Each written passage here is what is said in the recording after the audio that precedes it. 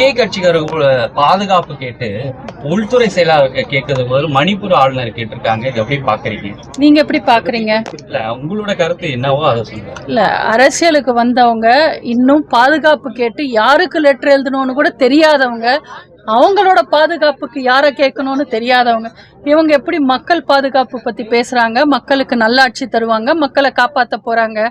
First அவங்க அரசியல்ல இருக்கிற ஆ என்ற எழுத்தை கத்துக்கிட்டு அப்புறம் வர சொல்லுங்க. இல்ல தமிழகத்துல திமுக தங்களுக்கு தான் போட்டி, அதிமுக இல்லாதபடி சொல்றாரு விஜய்.